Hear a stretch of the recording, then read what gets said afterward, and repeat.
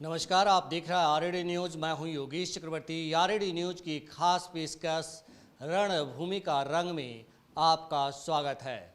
रणभूमि का रंग में आज बात हम करेंगे सुपौल लोकसभा क्षेत्र की और जानेंगे सुपौल में राज्य के 10 प्रमुख जातियों के वोटरों की क्या है तादाद, किन उम्मीदवारों के बीच होना है यहाँ निर्णायक मुकाबला और किसका पलड़ा है भारी। आपको हर जानकारी मिलेगी सटीक और भरोसेमंद और पूरी तरह से निष्पक्ष। तो चलिए सबसे पहले जानते हैं सुपौल के बारे में कुछ ऐतिहासिक और प्राचीन फैक्ट्स के बारे में। सुपौल लोकसभा सीट का ऐतिहासिक और पौराणिक महत्व रहा है। सुपौल की सीमाएं उत्तर में पड़ोसी देश नेपाल से सटती है, इसीलिए ये प्रदेश और देश दोनों के लिए निगरानी वाला जिला है। दक्षिण में यह मधेपुरा, पश्चिम में मधुबनी और पूरब में अररिया जिले से घिरा है। क्षेत्रफल के आधार पर यह कोसी प्रमंडल का सबसे बड़ा जिला है। इसके अंतर्गत 4 अनुमंडल वीरपुर, त्रिवेणीगंज, निर्मली और सुपौल में आता है। यह संसदीय क्षेत्र प्राचीन काल में मिथिला राज्य का हिस्सा था। यहाँ कभी मगध साम्राज्य भी रहा और फिर मुगल शासकों ने भी यहाँ राज किया। सांस्कृतिक रूप से भी यह क्षेत्र काफ़ी समृद्ध है। लोक गायिका शारदा सिन्हा और पंडित ललित नारायण मिश्र इस इलाके के रहे हैं। बिहार का शोक कहे जाने वाली कोसी नदी से घिरे होने के चलते यह इलाका हर साल बाढ़ से प्रभावित होता रहता है। बाढ़ के अलावा रोजगार के लिए पलायन यहाँ की बड़ी समस्या है। पर्यटन स्थलों में गणपतगंज का विष्णु मंदिर, धराहारा का महादेव मंदिर, वीरपुर में कोसी बैराज, हुलास का दुर्गा महादेव मंदिर आदि प्रमुख हैं। सुपौल 1991 में जिला बना। सुपौल के जातीय समीकरण जानने से पहले एक नज़र डालते हैं यहाँ के राजनीतिक समीकरण पर। सुपौल का राजनीतिक समीकरण। सुपौल में 2009 में हुए पहले आम चुनाव में यहाँ जेडीयू ने बाजी मार ली। जेडीयू नेता विष्णु मोहन कुमार सांसद बने। रंजीत रंजन ने अपनी किस्मत आजमाई लेकिन 1.5 लाख वोटों से हार गई थी। इस सीट पर 54.5% वोटिंग हुई थी। विष्णु मोहन कुमार को इस चुनाव में 3,13,677 वोट मिले थे, जबकि रंजीत रंजन को इस चुनाव में 1,47,602 वोट मिले। लोजपा उम्मीदवार सूर्य नारायण यादव को इस सीट पर 93,094 वोट मिले थे और वो तीसरे नंबर पर रहे थे। 2014 में एक बार फिर कांग्रेस ने रंजीत रंजन को चुनाव मैदान में उतारा और मोदी लहर के बावजूद वो जेडीयू के उम्मीदवार दिलेश्वर कामत को हराकर सांसद बनी। रंजीत रंजन ने जेडीयू के उम्मीदवार दिलेश्वर कामत को 23,562 वोटरों से हराया था। उन्हें 3,32,927 वोट मिले थे, जबकि जेडीयू उम्मीदवार दिलेश्वर कामत को इस चुनाव में 2,73,255 वोट मिले थे। जेडीयू तब एनडीए का हिस्सा नहीं थी, इसीलिए बीजेपी ने अलग से उम्मीदवार उतारा था। बीजेपी के उम्मीदवार कमलेश्वर चौपाल को इस चुनाव में 2,49,663 वोट मिले थे और वे तीसरे नंबर पर रहे थे। लोकसभा चुनाव 2019 में सुपौल सीट पर जेडीयू के दिलेश्वर कामत ने जीत दर्ज की। सुपौल में 65.72% की वोटिंग हुई थी। कुल 11,10,966 वोट पड़े थे। दिलेश्वर कामत ने कांग्रेस की दिग्गज नेता रंजीत रंजन को 2,66,853 वोटों से हराया था। जेडीयू के दिलेश्वर कामत को 5,97,377 वोट मिले थे, जबकि कांग्रेस की उम्मीदवार रंजीत रंजन को 3,30,524 वोट मिले थे। दिलेश्वर कामत को एनडीए में जेडीयू बीजेपी का एक मुश्त वोट मिलने का फायदा मिला था।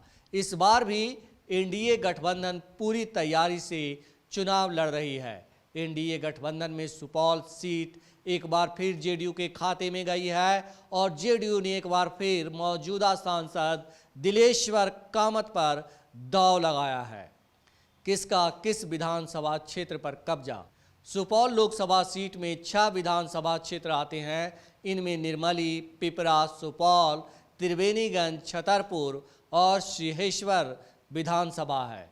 5 विधानसभाएं सुपौल जिले में, बाकी एक सिंहेश्वर विधानसभा मधेपुरा जिले में आती है।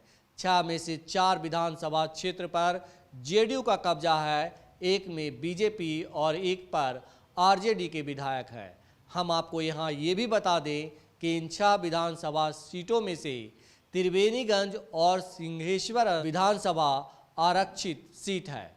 आरजेडी ने सिंहेश्वर विधानसभा से विधायक चंद्रहास चौपाल को सुपौल लोकसभा क्षेत्र से इस बार चुनाव मैदान में उतारा है। सुपौल का जातीय समीकरण।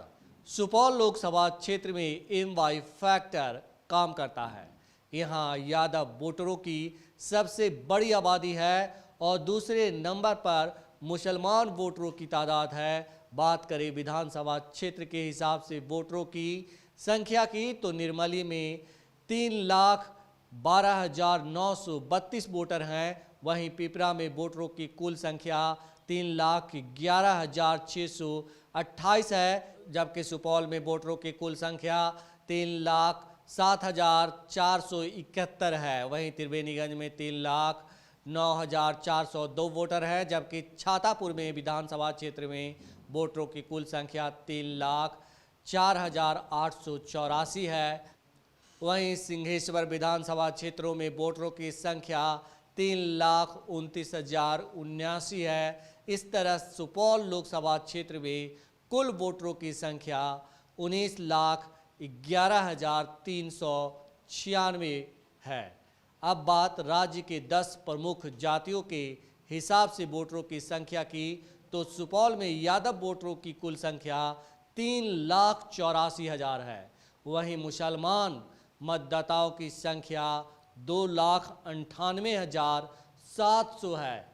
राजपूत वोटरों की तादाद 64,000 है, जबकि भूमिहार वोटरों की संख्या 1,98,000 है। ब्राह्मण वोटरों की संख्या 92,700 है। कोयरी वोटर यहाँ 76,400 हैं, जबकि कुर्मी वोटरों की संख्या 22,900 है। रविदास वोटरों की संख्या की बात करें तो इनकी कुल वोट जो है वो 71,400 है। वहीं पासवान वोटरों की संख्या 1,86,000 है, जबकि बनिया वोटरों की संख्या 1,85,200 है।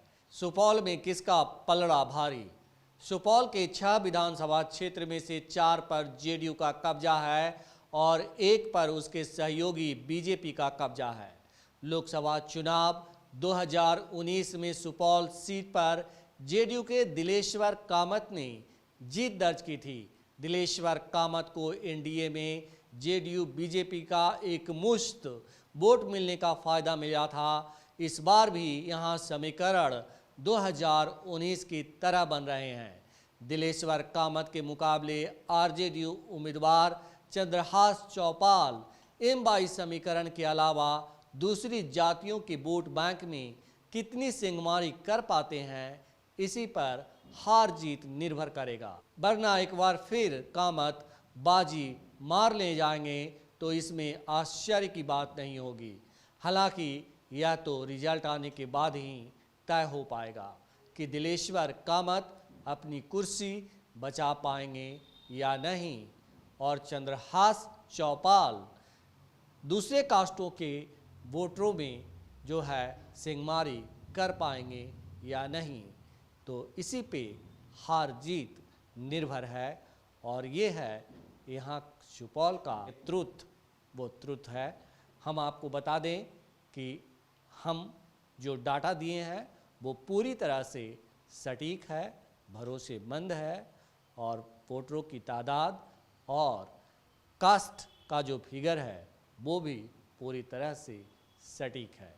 आप हमें दीजिए इजाज़त, आप हमें फेसबुक पर फॉलो करें, यूट्यूब पर सब्सक्राइब करें, लाइक करें, शेयर करें और कमेंट कर अपना महत्वपूर्ण सुझाव और विचार ज़रूर दें ताकि हम आपको इससे बेहतर कंटेंट मुहैया करा सकें। धन्यवाद।